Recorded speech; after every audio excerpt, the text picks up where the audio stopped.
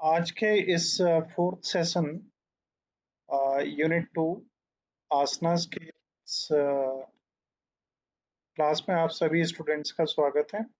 और जैसा कि आप अपनी स्क्रीन पर देख पा रहे हैं, आज हम लोग क्या क्या सीखने वाले हैं। तो देखिए, एक वृक्षासन, गरुड़ासन एंड अर्धचक्रासन आसन्स के बारे में हम सीख रहे हैं। और 32-33 आसन्स हैं हमारे इस सिलेबस में जो हम लोग कवर करेंगे। इससे पहले हम 5-7 आसन जो हैं कवर कर चुके हैं। तो यहाँ तक अगर किसी की कोई प्रॉब्लम है तो आप पूछ लीजिए, अदरवाइज हम आगे बढ़ेंगे। किसी का कोई प्रश्न हो, कोई प्रॉब्लम हो। और वोकेशनल पेपर्स जो हम लोगों ने कंडक्ट करवाए थे, इसके साथ ही उनका रिजल्ट भी आपको मिल गया होगा यूनिवर्सिटी का। और उसके साथ ही ये हमारी साइट पे भी रिजल्ट्स एक्टिव हो गए होंगे। ठीक है, तो यहाँ से मैं आगे बढ़ता हूँ। देखिए, हमारा आज जो हम स्टडी करेंगे उनमें से पहला आसन है वृक्षासन। वृक्ष आप जानते ही हैं, सभी लोग जानते हैं। वृक्ष शब्द जो है वो संस्कृति का वर्ड है, और हिंदी में भी वृक्ष को वृक्ष ही कहते हैं। लेकिन अगर हिंदी के हिसाब से स्पेलिंग लिखेंगे तो थोड़ी सी डिफरेंट होगी। यहाँ पे वृक्षा है ना। तो संस्कृति वर्ड से वृक्षा से लिया गया है, जिसका मतलब होता है ट्री। तो वृक्षासन का योग आसन का मतलब हुआ टिड़ी, ट्री। तो पेड़ के रूप में आपको आसन का प्रयोग करना वृक्षासन कहलाता है। और इसमें जो आप देख पा रहे हैं स्टार्टिंग में ही, आपको एक पैर पे खड़े होना है,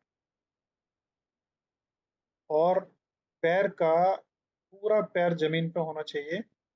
जैसा कल आपने देखा था ताड़ासन, उसमें ये एंकल्स ऊपर की तरफ उठे हुए होते हैं, पेट पंजे पे होता है। और यहाँ पूरा चारों कॉर्नर्स पे वेट आना चाहिए। नेक्स्ट है, आप यहाँ पे देख रहे हैं knee cap lifts to activate thighs. Knee caps थोड़े से ऊपर की तरफ खींचे हुए होंगे। Press thighs into foot and press foot into thigh. तो ये जो पैर है, ये थाई को आपको प्रेस करेगा, और ये थाई इस पैर को प्रेस करेगी। Place foot on inner thigh और side of calf but not on knee joint. तो नी ज्वाइंट पे यहाँ पे नहीं करेंगे हम, इससे ऊपर होंगे। हिप्स आर इवन, ये इवन होने चाहिए, इनकी वजह से कहीं कोई झुकान या कोई और मुद्रा नहीं होनी चाहिए। Activate core, try not to go back. आप यहाँ पे स्थिर रहें, ये कोशिश करें। Draw shoulders blades towards each other और एन ओपन चेस्ट। तो ये जो ओपन चेस्ट आपकी होनी चाहिए, थोड़ा सा बाहर की तरफ से प्रेस किए हुए। गेज आई लेवल। तो आईज जो है ना, जब तक आप इस आसन को कर रहे हैं, इस मुद्रा में जब तक आ रहे हैं, तब तक आपको क्या करना चाहिए, किसी एक बिंदु को ध्यान देना चाहिए, जहां पे आपकी आंखों का एक वो पॉइंट बनना चाहिए, focal point. Hands can be eight above head और हिप्स और आउट टू द साइड। तो ये आपके हैंड्स जो है ना, ऊपर इस मुद्रा में होंगे, प्रणाम मुद्रा में। ये वृक्षासन का एक पोज है। और आप जानते ही हैं, आसन मीन्स होता है to pose and to sit. और वृक्ष आसन, तो वृक्ष कभी बैठे हुए तो होते नहीं है, खड़े हुए मुद्रा में ही होते हैं। तो उसी तरीके से ये होगा। नेक्स्ट है, it strengthens the legs, arms, back, pelvic regions and opens the leg hips. It improves your neuromuscular coordination. It helps with balance, endurance and equilibrium. इससे क्या होता है, आपके पैर, आपका pelvic region, ये आपका एब्डोमेन, आपका बैक, न्यूरो मसल्स, और पूरा ओवरऑल बैलेंसिंग में आपको हेल्प करता है। इससे आपके शरीर के सभी अंगों का तालमेल बेहतर बना रहता है। कैसे करें इस आसन को? तो करने के लिए क्या करना है, जो बार बार मैं बताता हूँ, कोई भी योगासन करने से पहले आपकी अपनी बॉडी को एक्टिवेट करना होगा।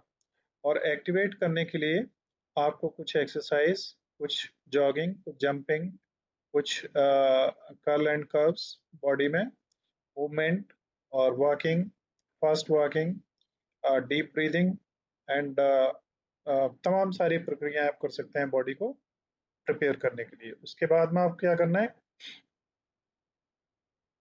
आप खड़े हो जाएं दोनों पैरों पे पहले आसानी से। शायद आगे कोई मुद्रा अगर इसमें है तो मैं दिखाऊंगा आपको। शायद मैंने नहीं लिए, मैं चित्रों में से आपको समझा देता हूँ। आसानी से आप खड़े हो जाएंगे और दोनों पैरों पे होंगे सबसे पहले, और आर्म्स भी आपकी साइड में होंगी जो आप यहाँ पे देख पा रहे हैं। जो पॉइंट्स में दिया गया मैं एनोटेट भी इसके साथ ही कर दे रहा हूँ, जिससे आप बेहतर तरीके से समझ सकेंगे। देखिए, ये हमारा पहला पॉइंट है। इसमें आसानी से आपको, जैसे प्रेयर होती है ना, पीटी वगैरह होती है, सावधान और विश्राम की मुद्रा में, तो विश्राम की मुद्रा में आपको खड़े हो जाना है। उसके बाद में shift your weight on to your left foot. सबसे पहले आप अपना लेफ्ट फुट रखें और अपना वेट उसके ऊपर ले आए, और उसके बाद में राइट फुट जो है उसको ऊपर इस तरीके से उठा के ले जाएं। Avoid placing the foot directly on knee joint. और जैसा मैं पहले ही बता चुका हूँ, ये पैर आपका नी जॉइंट से ऊपर होना चाहिए। Find A focal point two help the balance. ये आपकी जो आंखें हैं, यहाँ से आप कोई ऐसी एक दीवार पे या किसी पे भी एक पॉइंट देख लें जहाँ पे आप अपने ध्यान को दे पाएं। ये ध्यान जरूरी नहीं 90 डिग्री पे हो, आप नीचे यहाँ पे चाहें तो यहाँ पे भी कर सकते हैं। एक जगह पे अगर आप ध्यान लगा के रखेंगे, आंखों से एक ही पॉइंट को देखेंगे, तो आपका संतुलन जल्दी बेहतर महसूस हो पाएगा। ठीक है। और उसके बाद में आप अपने हथेलियों को आपस में मिलाते हुए इस तरीके की स्टेट में आप आएंगे, और बाद में जब आप इस मुद्रा में पूरी तरीके से मैनेज हो जाएंगे तो आंखें आपको बंद कर लेनी है। ठीक है, आगे मैं बढ़ता हूँ। Lengthen your spine, engage your core and open your chest. ये यहाँ तक मुद्रा होने के बाद में आपको क्या करना है कि स्पाइन को थोड़ा सा खींचना है, और मसल्स हैं उन्हें भी थोड़ा सा एक्टिवेट करना है। अब विश्राम से सावधान की पोजीशन में आ जाना है। ओपन योर चेस्ट, चेस्ट को भी आप थोड़ा सा ओपन करके रखिए, जिससे क्या होगा, आप सांस जब ले रहे होंगे गहराई से तो आपका डायफ्राम फूलेगा, आपके फेफड़ों में ऑक्सीजन जाएगी, और उससे आपको आराम मिलेगा। नेक्स्ट है hold the pose, maintaining your balance and breathing deeply. अब ये पोज जो आपका बना है, इसको मेंटेन आप रखें, गहराई से सांस लें। आप अपने हाथों को जितना ऊपर उठा सकते हैं उतना उठाएं, हथेलियों को आपस में जोड़े रखें। जब तक आप स्टेबल रहें तब तक आप इसको इसी मुद्रा में बने रहें। देखिए, अगर आप नए हैं तो 1 2 3 दिन में आप इस तरीके से खड़े नहीं हो पाएंगे, डिसबैलेंस होंगे बार बार। इसके लिए आप बैक में दीवार का सहारा ले सकते हैं स्टार्टिंग के लिए। जब थोड़ा सा लगे आप गिरने वाले हैं तो दीवार का सहारा लेना है, ऐसा आप कर सकते हैं। तो पहले आपने ये लेफ्ट फुट लिया, इधर से राइट फुट लिया। अब जब तक आपको लगा कंफर्टेबली, जितने बार आप सांस ले पाए और रुक पाए रुक गए। उसके बाद में आराम से सबसे पहले आपको पैर नीचे लाना है, फिर हाथों को रिलैक्स करके नीचे लाना है, और फिर रिलैक्स हो जाना है। अब आपको क्या करना है, वो चेंज कर लेना है। अब ये वाला पैर जो था इसको नीचे रखना है, ये वाला पैर इधर लगाना है, फिर इसी मुद्रा को रिपीट करना है पूरी तरीके से। ठीक। तो ये स्टेप्स हैं इनके। आप इन्हें यहाँ पे आप देख,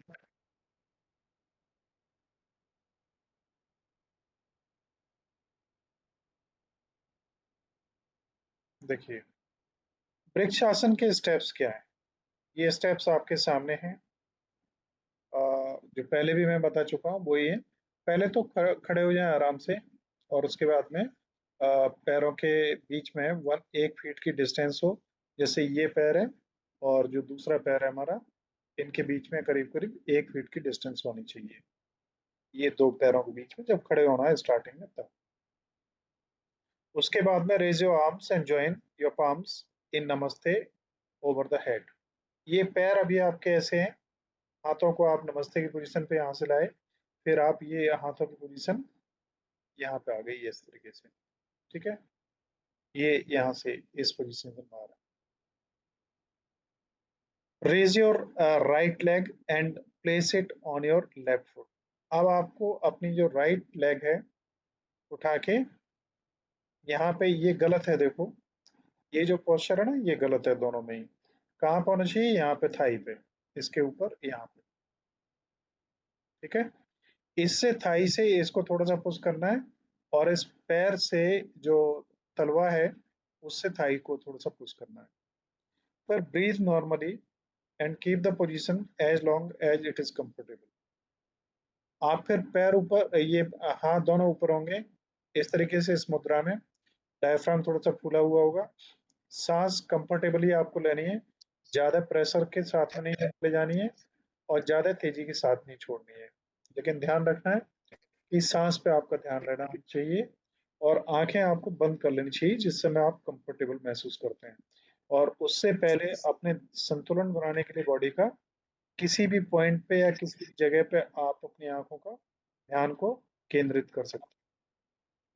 ठीक है, तो जब आप लगे कि अब आप और ज्यादा देर ऐसी मुद्रा में नहीं खड़े हो सकते हैं, तो आप अपनी रिलैक्स मुद्रा में आ जाएं, फिर पैरों को चेंज कर लें। नेक्स्ट देखिए, अब इसके बेनिफिट्स क्या क्या है। तो इसके बेनिफिट्स की अगर हम बात करते हैं, तो इसके बहुत सारे बेनिफिट्स हैं। मैं आपको पहले भी कह चुका हूँ और अभी भी कह रहा हूँ कि जिस समय आप किसी भी योगा के बारे में बेनिफिट्स या प्रिकॉशंस के बारे में लिखने जा रहे हैं, तो आपको क्या ध्यान रखना है कि कौन कौन से शरीर के हमारे अंग उसमें इन्वॉल्व हो रहे हैं। तो उन अंगों से रिलेटेड जो बीमारियां हैं उनमें आपको सबसे ज्यादा फायदा मिलेगा, और उन्हीं अंगों के बारे में आपको लिखना है। तो देखिए, पहला क्या है? Strengthens the hips and pelvic regions. आपके ये हिप्स हैं और ये पेल्विक रीजन है, इसको मजबूत करेगा। Tones the leg muscles. ये जो मसल्स हैं आपकी, इनमें अगर खिंचाव, तनाव, स्ट्रेन या स्प्रेन रहता है कुछ, तो उनको फायदा मिलेगा। बैलेंस आपका बेहतर होगा, संतुलन, चाहे वो मानसिक संतुलन हो चाहे शारीरिक संतुलन हो, बेहतर होगा। Improve posture. आपकी जो फिगर है ना शरीर की, वो बेहतर मेंटेन होगी, और आपका लुक एक जेंटल आएगा, एक पोस्चर आपकी बेहतर होगी। Help focus and concentration. आपका ध्यान और आपका जो एकाग्र चित्तता है मन की, वो मैनेज होगी। और वही चीजें सब यहाँ मेंशन्ड है। इम्प्रूव बैलेंस, कोऑर्डिनेशन और बैलेंस बनाएगा। आपके लेग्स को, काफ्स को, एंकल्स को, थाइस को, इनके मसल्स को, हाथों के साथ में पेल्विक रीजन के, और उसके साथ ही आपके बैक की मसल्स को, सभी को ये स्ट्रेंथन करेगा और उनको स्टिमुलेट करेगा। ब्लड का सर्कुलेशन बढ़ेगा, सभी को फायदा मिलेगा। नेक्स्ट, हिप्स की फ्लेक्सिबिलिटी बढ़ेगी और स्ट्रेस में भी रिलीफ मिलेगा। अगर आपको तनाव ज़्यादा रहता है, अशांत रहते हैं, मन एक जगह नहीं लगता, आप टेंशन में रहते हैं, अपने ऊपर आत्मविश्वास नहीं सही से हो पाता, फुली कॉन्फिडेंट नहीं हो पाते, इन तमाम चीज़ों में ये आपको हेल्पफुल होगा। नेक्स्ट है, क्या सावधानियां बरतनी चाहिए। तो मैं पहले भी बता चुका हूँ, अब चूंकि मेरे को पढ़ाना है, सो सिलेबस कवर करवाना है, तो मेरे को बार बार बताना पड़ेगा। इसमें आपकी नीज हैं वो इन्वॉल्व हो रही हैं, और मैं पहले ही बताया था कि वृक्ष आसन में वृक्ष की तरीके से आपको खड़े होना है। अगर आप नए हैं, बैलेंस प्रॉपर नहीं बन पा रहा है, तो किसी दीवार का साथ ले लें या कोई चेयर वगैरह का सपोर्ट ले लें। फुट का प्लेसमेंट आपका बेहतर होना चाहिए, जिससे आप अ, आपका सीधा वजन जो है गलत तरीके से इधर उधर ना हो, जिससे आप डिसबैलेंस होकर शरीर में कहीं कोई हानि ना पहुंचे। Avoid if injured. अगर आपका हिप, एंकल या नीज कहीं भी अगर इंजर्ड है, कोई पोजीशन ऐसी नहीं है कि उस पर आप ज्यादा वेट ले पाए, तो आप इसको न करें। तो नेक्स्ट हमारा आसन है गरुणासन। गरुण को आप सभी लोग जानते हैं ना? गरुण को सभी लोग जानते हैं ना? ईगल को, यस सर, यस सर। हाँ जी, ईगल को संस्कृति में गरुण कहते हैं, और हिंदी में क्या कहते हैं? बाज कहते हैं, है ना? बाज। और एक गिद्ध होता है, गिद्ध और बाज में क्या अंतर है, बताएगा? बताइए फटाफट, मैं जानना चाहूंगा गिद्ध और बाज में क्या अंतर होता है। सर फिजिकल भी बहुत सारे अंतर होते हैं, उसकी गर्दन लंबी होती है हाँ उसकी ठीक है। नजर बहुत तेज होती है। ठीक है। नजर के मामले में देखो, नजर दोनों की तेज होती है और बहुत दूर तक देखने वाली होती है। कुछ बेसिक अंतर बहुत होते हैं। गिद्ध बहुत ज्यादा ऊंचाई पे नहीं उड़ सकते, और गिद्ध जिस तरीके से बाज अटैक करता है उस तरीके से अटैक नहीं कर पाता। और गिद्ध मरे हुए जानवरों के मांस को ज्यादा खाते हैं, और बाज फ्रेश मीट को पसंद करता है और हंट करता है वो, है ना। तमाम सारे अंतर हैं। और एक ईगल के बारे में क्या आप लोगों को मालूम है कि उनके लाइफ स्टाइल में एक बहुत बड़ी खासियत होती है, उसके बारे में पता है आपको? वो किसी दूसरे पक्षी में नहीं होती। मालूम है किसी को?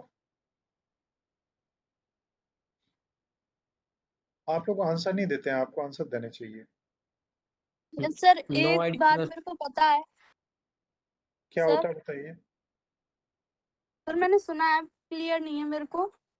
ईगल जब वो 40 साल का हो जाता है तो उसका एक तरह से पुनर्जन्म होता है। वो 6 महीने के लिए कहीं पर्वत पे या कहीं चला जाता है, उसकी फिर से वो चोंच तोड़ता है, जिससे जो उसकी चोंच टेढ़ी हो जाती है, फिर वो फिर से नुकीली कर लेता है, अपने नाखून वगैरह भी तोड़ता है और फिर से उसका पुनर्जन्म होता है।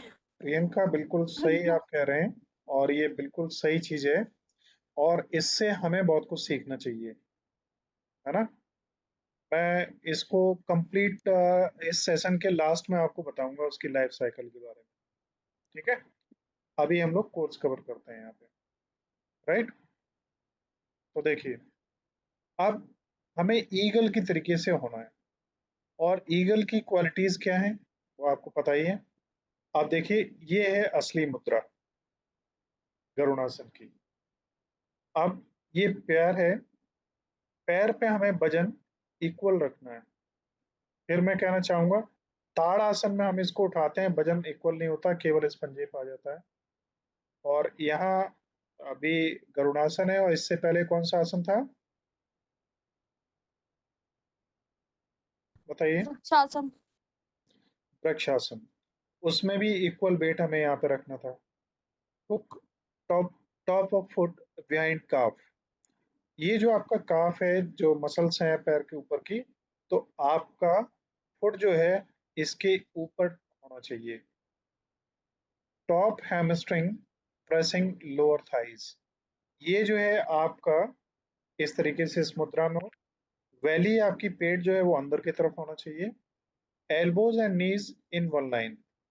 देखो, ये बहुत इंपॉर्टेंट है जो आप देख रहे हैं। आपकी ये एल्बोज हैं और ये घुटने हैं, इनमें 90 डिग्री का एंगल बनना चाहिए प्रॉपर पोज के लिए। यहाँ पे भी आप देख लीजिए, है ना। और squeeze arms together. In arms को एक दूसरे की तरफ जैसे अमेटना या घुमाना, उस मुद्रा में होनी चाहिए। Four arms going away from face. ये फोर आर्म्स हैं, आगे के हमारे जो हाथ हैं वो हमारे चेहरे से दूर होने चाहिए। Gauge forward. आप दूर की तरफ कहीं घूर के देख रहे होने पोजीशन में होनी चाहिए। Shoulders blades expends. शोल्डर के जो ब्लेड्स हैं, जो आप ब्लेड्स मीन्स जब आप कंधों इनको उंगलियों को हाथों को उठाते हैं तो आप अपने पीछे महसूस करेंगे कि कुछ डैने जैसे निकल आते हैं, परतें जैसी हमारी हड्डी उठी हुई दिखाई देती हैं, जो ये दिख रही हैं। तो ये एक्सपेंड होनी चाहिए, खिंची हुई होनी चाहिए। ये मुद्रा जब होगी पूरी, तभी ये गरुड़ासन होगा पूरा। आगे हम बढ़ते हैं। तो गरुड़ासन है क्या? गरुड़ासन अ, भी शब्द गरुण से लिया गया है, जो संस्कृति का शब्द है। गरुण मीन्स होता है ईगल और बाज। और ईगल अपने कंसंट्रेशन और अपने ध्यान और अपनी अटैकिंग पावर और अपने लाइफ स्टाइल के लिए जाना जाता है। इसमें भी सभी में एक ही चीज इंपॉर्टेंट होती है कि जो भी योग आप कर रहे हैं उसमें जो बॉडी के पार्ट्स उसमें शामिल होने वाले हैं, आपको ध्यान रखना है कि उनमें किसी में कोई पेन ना हो, कोई दिक्कत ना हो। और अगर ऐसी कोई भी प्रॉब्लम है तो आप इनको ना करें, किसी क्वालिफाइड डॉक्टर से आप कंसल्ट करें, उसके बाद करें। तो ईगल पोज में क्या है कि फाइनली बॉडी ईगल के समान दिखाई देती है। इससे हमारा शरीर में क्या होता है कि कंसंट्रेशन बेहतर बनता है, हमारे शरीर में अलर्टनेस आती है, और हमारा माइंड काफी बेहतर तरीके से काम करने में सक्षम हो जाता है। This is the definition of eagle pose और गरुड़ासन। देखिए गलत क्या है। वैली देखो, आपकी अंदर है ये तो ठीक है, लेकिन पेट झुका हुआ है, झुकना नहीं है, ये प्रॉपर पोजीशन है। बार बार बताने की आपको आवश्यकता पड़ेगी नहीं। तो स्टार्टिंग पोजीशन क्या है? Begin in standing position with your feet hip width apart. आराम से खड़े हो जाएंगे। उसके बाद ये पैर उठाएंगे आर्म पोजीशन में, लेफ्ट और right arm forward and parallel to the floor. आप अपने राइट आर्म को उठाएं, फिर लेफ्ट जो राइट आर्म्स को उठा के इस तरीके से बेंड करके, और इसे इस पोजीशन में लाना है, ऐसे नहीं रखना। कुल मिला के ये स्टेप्स ऐसे गलत हैं और ये स्टेप्स सही हैं, इस तरीके से रखना है। नेक्स्ट है लेग पोजीशंस, आपको बताई थी। Balance and focus, engage your core and find A focal point two help with the balance. आप अपनी कोर मसल्स को एंगेज रखें, और आपका ध्यान, ये गलत मुद्रा है, इरेक्ट होनी चाहिए ये, और यहाँ से आपका आंखें किसी बिंदु की तरफ देखती हुई होनी चाहिए। Sink into a slight squat, ensuring that your weight is evenly distributed between both legs. तो यहाँ पे जब आप फाइनल मुद्रा में होंगे तो आपके इस पैर पे ही सारा का सारा वजन होगा, और अ, इसको आपको और जितना थोड़ा सा झुक सकें तो उतना और झुक जाएंगे। तो आपको मेंटेन करना पड़ेगा दूसरे पैर से भी, तो दोनों पैरों से मेंटेन होगा, बट वजन इस पे होगा पूरा के। नेक्स्ट है होल्ड द ब्रीथ। वो देखिए खड़े हुए था, ये बैठे हुए भी इस तरीके से आप कर सकते हैं, है ना। कंसंट्रेशन आपको बेहतर करना है, और ये कियो को और भी कई तरीकों से करने के तरीके हो सकते हैं। अब आपको क्या करना है, जब आप उस मुद्रा में आ जाते हैं तो 15 से 30 सेकंड तक आपको उस मुद्रा में रहना है, गहराई से सांस लेनी है, और फोकस को मेंटेन करके रखना है। और इसके साथ ही आपको ध्यान रखना है कि किसी भी तरीके की अनइजीनेस या प्रॉब्लम हमें महसूस हो रही है तो हमें ध्यान रखना चाहिए कि जबरदस्ती हम कोई भी योगासन न करें। इसके बाद जब भी आपको लगता है कि अब आप और ज्यादा समय तक नहीं कर सकते, तो आप अपने आर्म्स को अनवाइंड करिए, अपने पैरों को अनवाइंड करिए, और अपनी जनरल पोजीशन में आ जाइए। उसके बाद में आप repeat on the other side. पहले राइट पैर पे खड़े हुए थे, तो अब लेफ्ट पैर पे खड़े हुई है, और पूरा सिस्टम वही रहेगा इसका मैनेजिंग का। अब उस पर मैनेज आपको करना है। इसके बाद क्या बेनिफिट्स हैं गरुड़ासन के? तो गरुड़ासन के बहुत सारे लाभ हैं। इसमें पूरा शरीर लगभग इन्वॉल्व हो जाता है, और खास करके हमारा कंसंट्रेशन और बैलेंस, ये दो चीजें सबसे ज्यादा इंप्रूव होती हैं। मसल्स पे स्ट्रेस तो पड़ता ही है, बट कंसंट्रेशन और बैलेंस, और पूरा हमारा ये जो नर्वस सिस्टम है, पूरा सर्कुलेटरी सिस्टम है, और स्पाइनल कॉर्ड, पूरी तरीके से ये सब कुछ इन्वॉल्व हो जाते हैं। तो इससे क्या होता है, हमारा एक तो बैलेंस और स्टेबिलिटी बेहतर होती है। लेग्स और थाइज और काफ्स की जो मसल्स हैं उनकी एक्सरसाइज बेहतर हो जाती है। हमारा शोल्डर्स और बैक जो है उस पे भी काफी हमें लाभ मिलता है। कंसंट्रेशन हमारा बेहतर हो जाता है, हमारी चेस्ट ओपन होती है। इससे हमारा जो रेस्पिरेटरी सिस्टम है, लंग्स हैं, उनकी जो इनटेक पावर है वो ज़्यादा बढ़ जाती है। और जितनी देर जिसकी सांस सबसे ज़्यादा चलेगी, उसको लाइफ में स्टेबिलिटी उतनी ज़्यादा होगी। आपको मालूम है कि आदमी 1 मिनट में लगभग कितनी बार सांस लेता है? पता है किसी को? हमारी जो नब्ज है वो कितने बार धड़कती है, ये तो मालूम ही होगा। सर 72 से 80 के अप्रोक्सीमेट बिल्कुल। नॉर्मल। 72 से 78। हाँ जी। और हमारा blood pressure up and down कितना होता है, मालूम है ना? 80, 120। हाँ। तो ये हमारा शरीर है, तो हम अगर गाड़ियों के बारे में सब कुछ जानते हैं तो हमें अपने शरीर के बारे में भी जानना चाहिए। और आपको मालूम है सबसे ज्यादा लॉन्ग लाइफ किसकी होती है?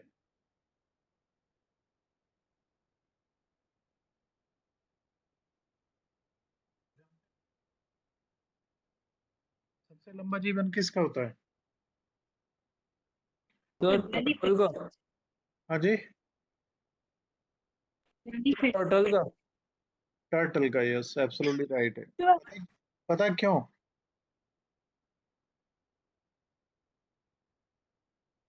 मालूम है? No sir. कई टर्टल तो ऐसे हैं कि एवरेज 3 से 5 मिनट में एक बार सांस लेते हैं, और कई तो 8 से 10 मिनट तक में एक बार सांस लेते हैं। तो जिसकी सांस जितनी स्लो होगी उसकी लाइफ उतनी ज्यादा होगी। आपने कुत्तों को देखा है कितनी तेज सांस लेते हैं? उनकी कंपैरिजन में हम लोग क्या करते हैं, काफी स्लो लेते हैं।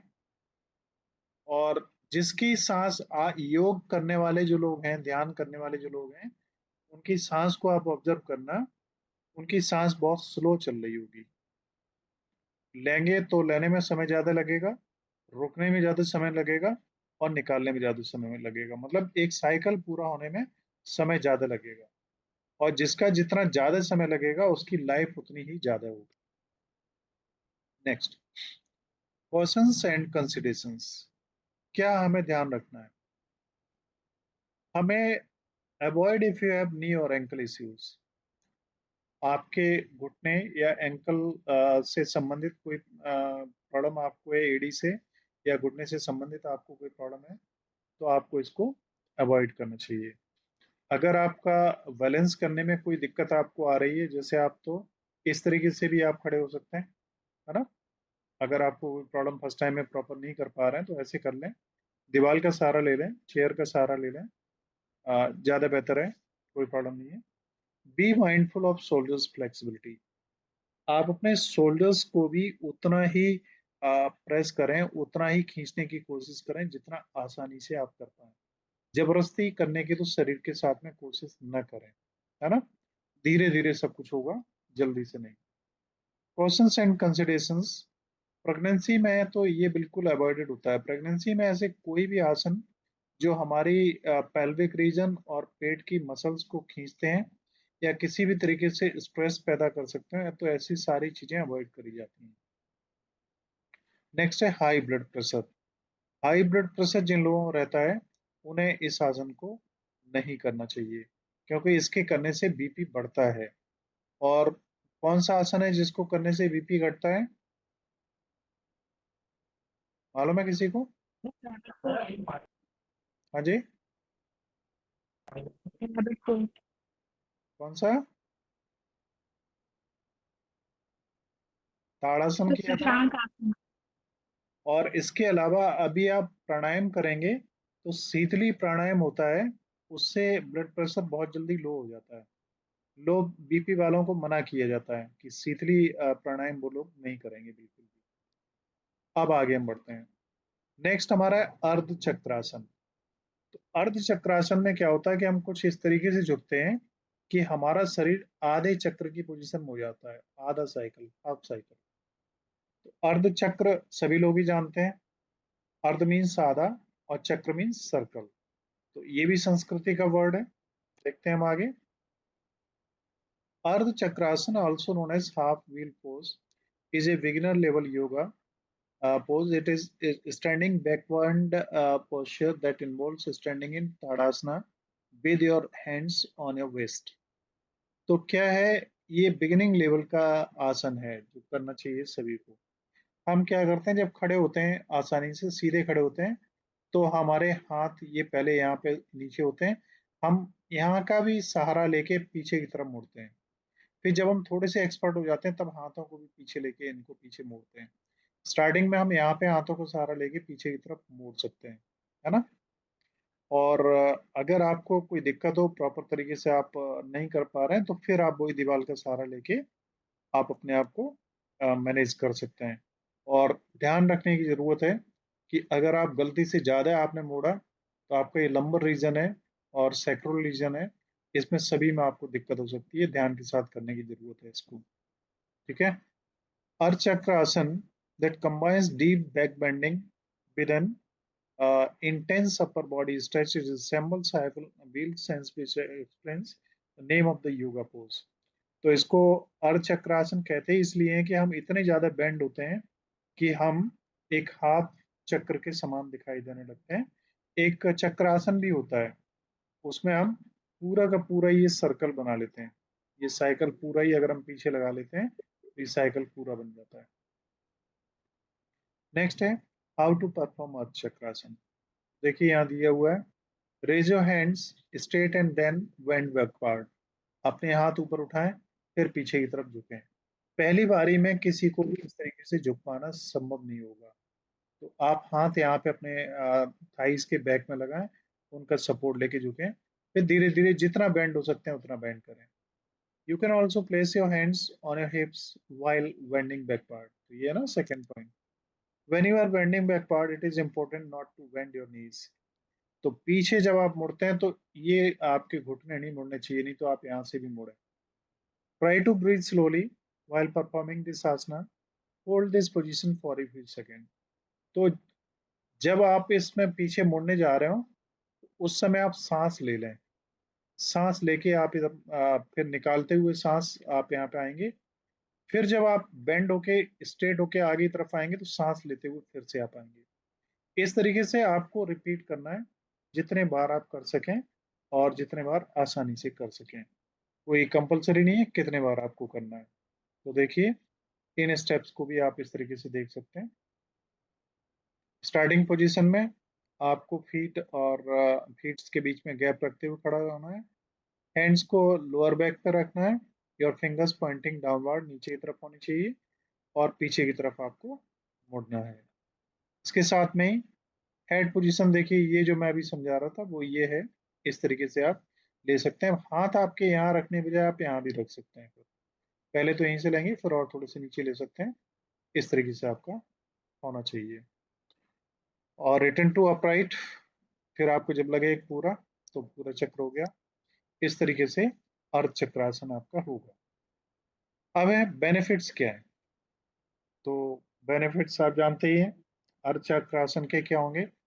अर्ध चक्रासन के बेनिफिट्स आपके यहाँ पैरों से लेके और शरीर से और हाथों के यहाँ फिंगर के टोज तक सभी में वही बेनिफिट आपके मिलेंगे। देखिए क्या क्या, stretches the front of body. अब ये इस आसन में इन्हें देख रहे हैं, ये कोई बुजुर्ग हैं, ज्यादा नहीं झुक सकते, तो जबरदस्ती आप झुकाने की कोशिश न करें, ठीक है। तो इंक्लूडिंग चेस्ट, एब्डोमेन और हिप। तो चेस्ट, एब्डोमेन और हिप सभी को इससे फायदा मिलेगा। बैक मसल्स को भी इससे लाभ मिलेगा और आपकी पोस्चर जो है ना वो बेहतर होगी। आप जब भी बैठते हैं पढ़ने के लिए, तो आप लेट के पढ़ते हैं या इजी चेयर पे बैठ के पढ़ते हैं या किसी न किसी मुद्रा में आप गलत तरीके से बैठ के पढ़ते हैं। आपको क्या करना चाहिए, जैसे बैक में ये इमेज एक आप देख रहे हैं, ये मुद्रा क्या कहलाती है, जिस मुद्रा में ये बैठे हैं बताइए। ये कौन सा आसन है। सिद्ध आसन पढ़ा था ना आप लोगों ने। तो सिद्ध आसन है, सिद्ध आसन में आप ज्यादा से ज्यादा बैठिए, वज्रासन में बैठिए और अपनी जो स्पाइन है ना उसको इरेक्ट रखिए, खींचा हुआ सीधा रखिए, कोशिश ये करिए। इसके बाद में ये क्या करता है, हमें एनर्जी प्रोवाइड करता है और हमारे शरीर में जब ब्लड का सर्कुलेशन बेहतर होता है और उसके साथ में ऑक्सीजन और जो भी न्यूट्रिएंट्स हैं पहुंचते हैं, तो हमारे शरीर में थकान भी दूर होती है। हमारा शरीर दोबारा से एनर्जी प्राप्त किए हुआ लगता है। हमारा मूड भी स्विंग होता है। अगर हमारे अंदर जो ख्याल है वो खराब आ रहे हैं, अच्छे नहीं आ रहे हैं, ये सब चीजें आ रही हैं, इसका मतलब आपके अंदर जो कार्बन डाइऑक्साइड का लेवल ज़्यादा बढ़ गया है, और वो सारे मतलब क्या वो जिनको हम कहते हैं हार्मोन्स, जो आपको डिप्रेशन में ले जाते हैं, वो ज़्यादा बढ़ गए। हमारे जो खुशी वाले हार्मोन्स हैं जैसे सेरोटोनिन वगैरह है, तो ये हमारे बॉडी के अंदर तब बढ़ते हैं जब ऑक्सीजन का लेवल अच्छा होता है, न्यूट्रिएंट्स वगैरह अच्छे होते हैं, और हमारा मूड अच्छा होता है। अब हम मूड अच्छा करके सेरोटोनिन को बढ़ाएं, या सेरोटोनिन को बढ़ा के मूड को बढ़ाएं, ये चीज आपके ऊपर डिपेंड करती है। दूसरा, एक आपका जो टॉपिक है food nutrition and hygiene, first semester में, तो वहां पे बहुत ज्यादा जोर इस बात पे दिया जाता है कि आप फूड को नेचुरल तरीके से लें, प्रोसेस्ड फूड को न लें। जैसे अगर आप बॉडी बिल्डिंग करने जाते हैं तो आप ड्रिंक्स लेने लगे, कई वो पाउडर्स लेने लगे और तमाम चीजें लेने लगे, गलत है। जितना नेचुरल तरीके से मिले, और होल प्रोडक्ट लें। जैसे मान लीजिए आप क्या करते हैं, खीरा लाते हैं और उसका जूस निकाल के पीते हैं। आपको ऐसा नहीं करना चाहिए, खीरा पूरा ही काट के खाना चाहिए। दूसरी एक चीज है, कोई भी जो फ्रूट है, कोई भी खाने वाली चीज है जिसके छिलके को आप खा सकते हैं, तो उसके छिलके को जरूर खाइए, क्योंकि छिलके में बहुत सारी वो चीजें होती हैं जो उस फ्रूट के अंदर नहीं होती। और साइंटिफिक लेवल पे तमाम सारी ऐसी रिसर्च हुई है कि छिलकों में वो बहुत सारी चीजें होती हैं जो उस फूड को पचने के लिए जरूरी होती हैं। तो छिलका बहुत जरूरी है। इसीलिए हम ये कहते हैं दालें जो हैं पूरी छिलकेदार होनी चाहिए। रोटी में हम ये कहते हैं कि गेहूं का छिलका जो क्या करते हैं कि आप लोग अक्सर लड़कियां हैं मैक्सिमम ग्रुप में भी जुड़ी हुई हैं, आप घर पे रोटी बनाते हैं तो वो छानते हैं ना आटे को, और छान के उसमें जो चोकर निकलता है उसको फेंक देते हैं ना अक्सर, ऐसा करते हैं। Yes sir. तो ऐसा आप कभी मत करिए, ये बहुत गलत है। वो चोकर ही असली जान है उस आटे की, और उसको आप निकाल के फेंक देते हैं, ये गलत है। उसमें फाइबर होता है सबसे ज्यादा, और हमारी बॉडी में तमाम न्यूट्रिएंट्स और ब्लड को सर्कुलेट होने के लिए और पाचन के लिए फाइबर की जरूरत होती है, और उसी फाइबर को निकाल के आप फेंक देते हैं। और आपको मालूम है, ये जितनी बड़ी कंपनियां हैं जो आटा वगैरह जिन कंपनियों का आप से खरीदते हैं, आपको लगता है बहुत अच्छा आप आटा ले रहे हैं, कंपनियां कई हैं, आप किसी का नहीं लूंगा खास करके। वो क्या करती हैं कि आपके आटा को इस पोजीशन में ले आती हैं कि बहुत सारी चीजें उससे निकल गई होती हैं। उससे सूजी निकल गई होती है, उससे जो चोकर वगैरह होती है, उससे तमाम सारे ये जो बनाते हैं ड्रिंक, मसल पावर वगैरह बढ़ाने के लिए, उसमें ले जाके उसे यूज करते हैं। लास्ट में बचे हुए आटे में बहुत कुछ चीजें रह नहीं जाती हैं। तो आटा एज ए होल होना चाहिए। आप छान लें, छाने जरूर इसलिए कि उसमें अगर आपको बाई चांस कूड़ा कबाड़ा लगे या कोई खराब चीज दिखाई दे, या कई बार खुला रह जाता है, चूहे वगैरह घुस जाते हैं, वो बीट करते हैं, वो चीजें आप निकाल दीजिए, लेकिन उस चीज को दोबारा उसी में मिला लीजिए। दूसरा, कितने स्टूडेंट जानते हैं कि सुबह उठ के जब आप उठते हैं तो कुल्ला करते हैं पानी से, यस सर। पानी मुंह में यस सर। डालते हैं, घुमाते हैं और थूक देते हैं। ऐसा कितने लोग करते हैं? मैक्सिमम करते हैं। पल्लवी का ये सहारा है, तमाम लोगों का ये सहारा है। वार्म वाटर पीते हैं और उससे अच्छी बात है, लेकिन वार्म वाटर एक पहला जो हम मुंह में लेते हैं, उसको गार्गल करके हम थूक देते हैं ना। यस सभी सर। लोग। हाँ, तो देखिए, एक लोगों का नो है तो मैं आपको बता दूं सभी लोगों को, आप ऐसा कभी मत करिए। आप बहुत बड़ा अपना नुकसान कर रहे हैं, बहुत बड़ा नुकसान कर रहे हैं। हमारे मुंह में रात भरे में जो लार बनी होती है, लार ही केवल ऐसी चीज है जिसका नेचर जो है वो क्षारीय होता है, एल्कलाइन होता है।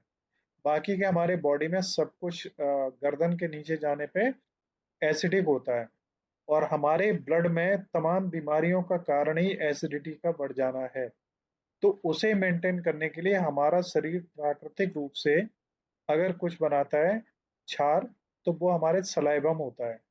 और पूरी रात भर खाना खाने के बाद में हम लोगों ने क्या करते हैं कि क्षार जो रात भर में बना, हमने मुंह में पानी ले जाके अच्छी तरीके घुमा के थूक दिया। ये बहुत बड़ा नुकसान हम लोगों ने कर लिया है, जाने अनजाने में। और अननेसेसरली हम लोग क्या करते हैं, वेस्टर्न कंट्रीज की नकल करते हैं, वो बहुत बड़ी गलती हो जाती है।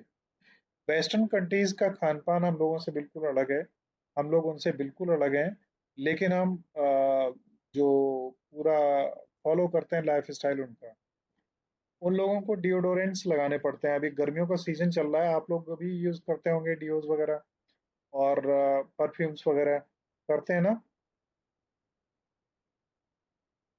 बताइए। नहीं करते हैं? चलिए, काफी लोग नहीं करते हैं, लेकिन कई लोगों में आपने देखा है उनमें स्मेल इतनी बुरी आती है उनके पसीने में कि उनके पास में खड़ा होना मुश्किल होता है। और कई लोग ऐसे होते हैं जिनके मुंह से बोलते हैं तब बदबू बहुत आती है। तो ऐसे लोगों को तो जरूर यूज करना चाहिए। और उन लोगों के पसीने में ज्यादा बदबू होगी जो मटन चिकन या बीफ वगैरह खाते हैं। अगर आप वेजिटेरियन भोजन ले रहे हैं तो आपके पसीने में बदबू नहीं होगी। और जितने वेस्टर्न कंट्रीज के लोग हैं, वो सभी वहाँ का जियोग्राफिकल सिस्टम ऐसा है कि वहाँ सर्दी बहुत ज़्यादा पड़ती है, माइनस में टेम्परेचर रहता है, उन्हें फैट की बहुत ज़्यादा ज़रूरत होती है, जिसकी पूर्ति नॉन वेज से ही हो सकती है। और नॉन वेज ही इजिली पैक भी करके लंबे समय तक रखा जा सकता है। तो पैक्ड फूड खाना उनकी बेबसी है, आपकी नहीं है। आप अननेसेसरली जो प्योर नेचर से आपको फूड मिल रहा है उसे छोड़ के आप पैक्ड फूड की तरफ जा रहे हैं, जंक फूड की तरफ जा रहे हैं, आप गलती कर रहे हैं। आपको मालूम है, आप सुबह जो वो करते हैं, क्या नाम है, पेस्ट करते हैं, वो भी आप गलत करते हैं, मालूम है? वो आप गलत करते हैं। कोई भी टूथपेस्ट जो झाग बनाता है वो आपके स्वास्थ्य के लिए बहुत हानिकारक है, आप लोग जानते हैं कि नहीं? देखिए, मैं टॉपिक से भटक रहा हूँ और अलग जा रहा हूँ, लेकिन ये चीजें आप लोगों को जानने वाली हैं। ये जो भी और इसका विज्ञापन बहुत होता है कि वो झाग बहुत बनाता है, कोई भी टूथपेस्ट, चाहे आप वो क्लोजअप ले लें या कोई और ले लें। तो जो भी झाग बनाते हैं वो आपके लिए बहुत हानिकारक हैं। ये क्या करते हैं, हमारे मुंह में जो लार बनती है उसको बनने से रोकते हैं। और इनके अंदर एक केमिकल होता है जिसको बोलते हैं पॉसिबली मोनोसोडियम ग्लूटामेट। ये क्या करता है, हमारे झाग को झाग बनाता है और हमारे जीभ का जो नेचर होता है एल्कलाइन, उसको ये खत्म करता है। आप अगर ब्रश करें, इससे दातुन वगैरह करें, और साथ में जीभ पे जो तमाम गंदगी रात में जमा हो गई होती है उसके लिए आप जीभी यूज करते हैं, टंग क्लीनर, वो तो आपको करना चाहिए। और आप वो ब्रश नहीं यूज करके आप कोई नीम का या इसका शीशम वगैरह का या जो अकेसिया जिसको बोलते हैं बबूल, उसकी दातुन आप यूज करें तो आप देखें आपको ज्यादा फ्रेशनेस महसूस होगी। दूसरा एक चीज मैं बताऊं, वो अकलमंद और अकलमंद के तरीके से ही आप लोग क्या करते हैं कि किसके दांत ज्यादा सफेद, वही सबसे अच्छा है। ऐसा ही मानते हैं ना, दांत मोतियों जैसे चमकते हुए होने चाहिए, आप लोग सभी मानते हैं ऐसा ही होना चाहिए। Yes sir. और उसके लिए आप क्या करते हैं, डॉक्टरों के पास जाके दांतों को रगड़वाते हो रहे मशीनों से, पीलापन जो होता है उसे हटाते हैं आप, है ना? यही आप सबसे बड़ी गलती कर रहे हैं। जो पीलापन है दांतों में, वो दांतों का प्रोटीन है जो आपकी ऊपरी लेयर को बचाता है। आपके दांतों में जो होती है, क्या नाम है, कैल्शियम से जिससे दांत बने हुए होते हैं। तो स्पेशल कोटिंग है दांतों के ऊपर जो आपके दांतों को सुरक्षा प्रदान करती है डैके होने से। और आप सफेद दांत मोतियों जैसे चमकाने के चक्कर में अपने इतने अच्छे दांतों को घिसवा घिसवा के बाद में बुढ़ापे पे उखड़वाते हो। और इन डेंटिस्टों के चक्कर में पड़ने में, अगर दोबारा से 32 दांत आपको लगवाने हो ना, तो शायद है 20-25 लाख रुपए में भी काम नहीं हो पाएगा। और फिर वो भी आनंद फिर भी नहीं आएगा जो आपको असली दांतों में आ रहा है। इसलिए इस नकल के चक्कर में मत पड़िए, इस दिखावे के चक्कर में मत पड़िए, ओरिजिनलिटी जो है उसी को मेंटेन करिए। दांत पीले ही होने चाहिए, लेकिन ऐसे पीले भी नहीं होने चाहिए कि आप पान भरे हो और तम्बाकू भरे हो कि वो बिल्कुल ही पीले हो गए हो, सफेद भी खत्म हो ही चुका हो बिल्कुल, और हमेशा आपका मुंह से रस टपकता हो, ऐसा भी नहीं होना चाहिए। ठीक है, आगे बढ़ता हूँ मैं। बैक इश्यूज अगर कोई है, ये क्वेश्चंस है, अगर आपको किसी भी तरीके के कोई बैक इश्यूज है, बैकबोन में प्रॉब्लम है, स्लिप डिस्क की प्रॉब्लम है, स्पाइनल कॉर्ड में कोई प्रॉब्लम है, या गर्दन में कोई झुकने में, मोड़ने में, या स्पॉन्डिलाइटिस वगैरह की प्रॉब्लम है, या बैक स्ट्रेन, अगर आप किसी भी तरीके से खिंचाव महसूस हो रहा है, तो ऐसी स्थितियों में आप चक्रासन को बिल्कुल ना करें। नेक्स्ट आगे है इसमें, देखिए, हाई और लो ब्लड प्रेशर। अगर आपका ब्लड प्रेशर हो हाई है या लो है, तो आप कोशिश करें इसको ज़्यादा ना करें, क्योंकि इससे लो वालों को भी दिक्कत होगी और हाई वालों को भी दिक्कत होगी, और प्रेगनेंसी को तो बिल्कुल अवॉइड करना है। ठीक है ना। नेक्स्ट हम आगे बढ़ते हैं। तो देखिए, this is now end of today's session, and I think time will also be the 9, around 9. It is 4 minutes remaining to 9. 9 बजने में 4 मिनट अभी बाकी हैं। तो हमारे ही कुछ टारगेट ऐसा होता है कि विद इन टाइम हम लोगों को सब कुछ मेंटेन कर लेना चाहिए। So now what you are expecting from me? आप मेरे से क्या उम्मीद कर रहे हैं? इस समय टाइम अभी 3-4 मिनट बचे हुए हैं।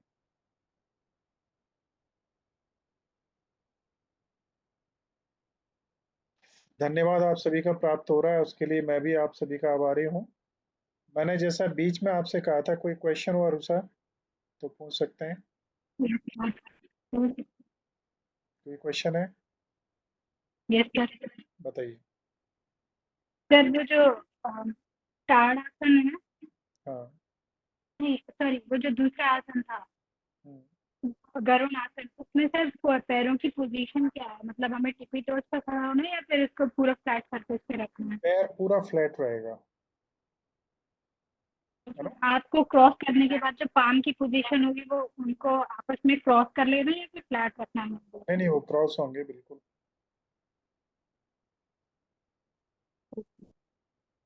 पल्लवी लिख रही है, स्टोरी का बोला था मैंने। चलिए, मैं आपको ईगल की लाइफ साइकिल के बारे में बता रहा हूँ। बहुत इंपॉर्टेंट है, आप लोगों को इसको फॉलो करना चाहिए और इसको अच्छी तरीके से समझना चाहिए।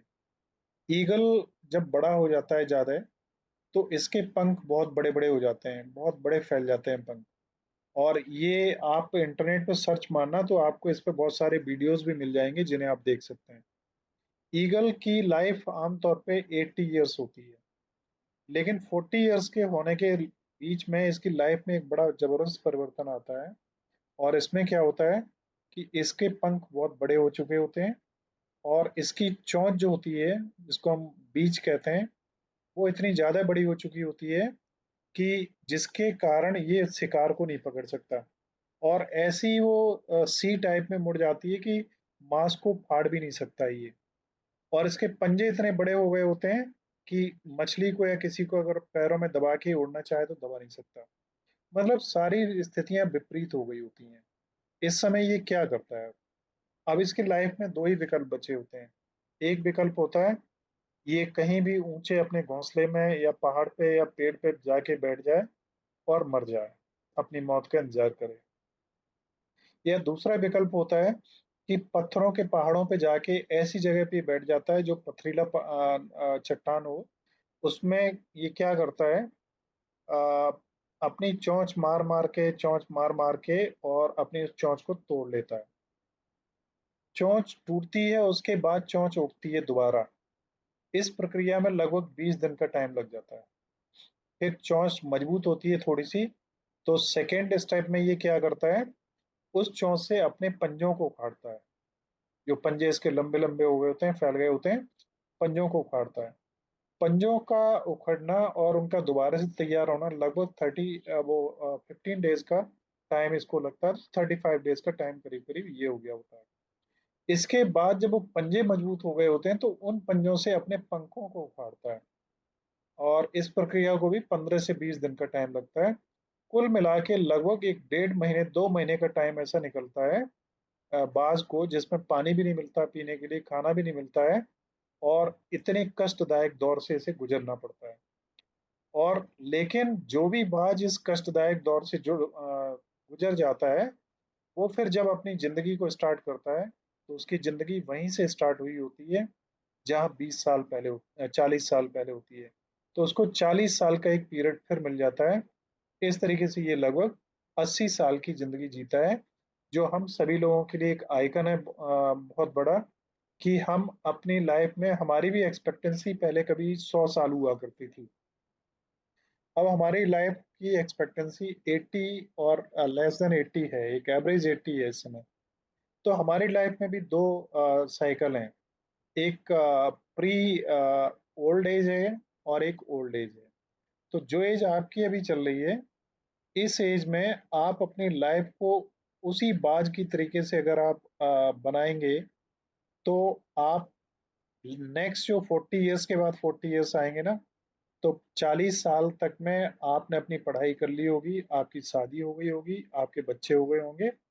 अगर आपने बाज की तरीके से अपने उद्देश्य की प्राप्ति के लिए मेहनत की है, तो 40 साल में वो मेहनत रिजल्ट में टर्न अप लगेगी, और वो नेक्स्ट 40 इयर्स तक उसके रिजल्ट्स आपको फिर मिलते रहेंगे। जैसे आप गवर्नमेंट जॉब में थे, तो आपको पता है कि रिटायरमेंट के बाद में आपको पैसा मिलेगा, और फिर पेंशन भी मिलती रहेगी। और अगर आपने सब कुछ अच्छा किया है तो आपके बच्चे भी जॉब्स वगैरह में लग गए होंगे, सब कुछ बेहतर होगा, और 40 इयर्स आपके शानदार बीतेंगे। अदरवाइज वो 40 इयर्स अगर आपको जीना है, तो आपको मर मर के जीना पड़ेगा, और दूसरा को रहमो करम पे जीना पड़ेगा, और या फिर आपको घुट घुट के मरना पड़ेगा, दूसरे लोगों की तरफ ताकना पड़ेगा, भिखारी बनना पड़ेगा, या फिर आत्महत्या करनी पड़ेगी। तो ये अभी आपके हाथ में है, एक पार्ट आपके हाथ में पूरा अभी बचा हुआ है। इस पार्ट को आप बहुत अच्छे तरीके से बेहतर बनाइए, और इतना सुंदर बनाइए कि आप एग्जाम्पल बने दूसरों के लिए, और अपनी लाइफ को भी बेहतर बनाएं। और सक्सेस होने के लिए हमेशा आप किन लोगों को देखिए जो सक्सेस हुए हैं, और देखिए मत केवल, आप उनके पास भी मत जाइए, किसी भी तरीके से जैसे भी संभव हो आप उनकी लाइफ की उस इवेंट को जानने की कोशिश करिए जिसकी वजह से वो सफल हुए। कौन सी वो घटना थी जिसने जिसने उन्हें प्रेरणा दी, जिसकी वजह से वो इस जगह पे पहुंचे। तो हो सकता है शायद वो प्रेरणा आपके भी काम आ जाए। अदरवाइज आप किसी फेलियर से मिलेंगे, ज्यादा से ज्यादा फेलियर लोगों से मिलेंगे, तो वो आपको क्या देंगे, फेल होने के तरीके की, किस किस तरीके से फेल हुआ जा सकता है। इसीलिए कहा जाता है कि संगत अच्छी तो रंगत भी अच्छी। संगत पर जो है रंगत का असर पड़ता है। तो अच्छे फ्रेंड्स होने चाहिए, अच्छा सर्कल होनी चाहिए, अच्छी थिंकिंग होनी चाहिए, और अच्छे काम होने चाहिए।